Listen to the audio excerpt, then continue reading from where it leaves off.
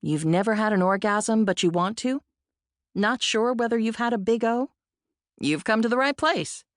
If you and/or your partner already have orgasms and you're happy with them, you might want to skip to the next chapter. More people with a vulva haven't had orgasms than you might think.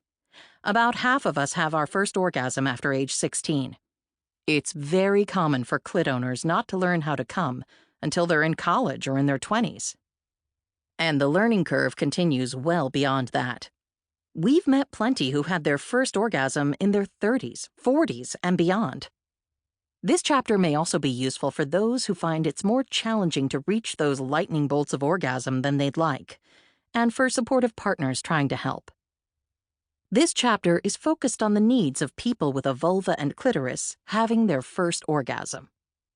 Our transgender and non-binary listeners who have those body parts may find useful information in this chapter, and also in Chapter 9. Not sure. In our survey, 7% of cisgender women said they didn't know whether they'd had an orgasm. Some ask their friends for help figuring out whether they have or not, and often get a response along the lines of, "If you'd had one, you'd know." So unhelpful. Our work and our conversations with others, like pleasure activist Betty Dodson, who helped countless women have their first orgasm, leads us to believe there are two possible explanations for why so many people aren't sure if they've come. 1. They've felt intense pleasure, but not an orgasm. They feel unclear because typical arousal involves surges of pleasure, sometimes quite intense. These surges are usually shorter than orgasms, may not have the same kind of full-body involvement as an orgasm, and while they feel good, aren't as good as an orgasm. But how could you know that unless you've had both? 2. They've been having small orgasms. Sometimes people see porn orgasms or read descriptions of orgasms and imagine the experience to be much bigger and more earth-shattering than the little orgasms they're experiencing.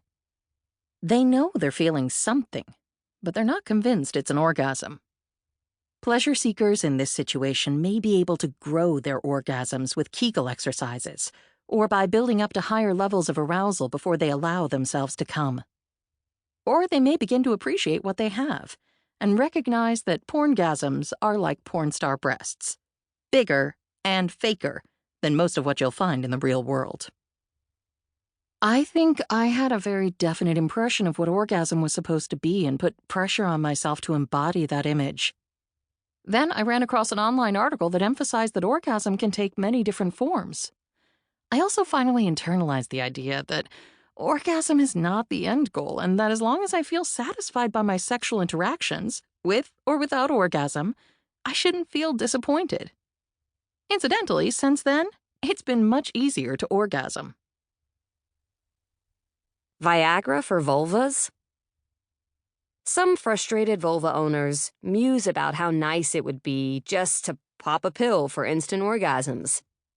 Some find Viagra, Cialis, or similar drugs tempting. Unfortunately, research studies have conclusively found that Viagra and its competitor pharmaceuticals don't work for people with a vulva. Although Viagra increases blood flow to the vagina and clitoris, as it does for a penis, this doesn't result in higher levels of arousal. Some people with a vulva who took Viagra in clinical trials did have more orgasms. The rate was the same for vulva owners who were being given sugar pills they believed were Viagra. The placebo effect is powerful. Viagra and all the others have very real medical risks and side effects. Although some doctors still prescribe them to their patients with a vulva, there's no evidence that they're worth taking.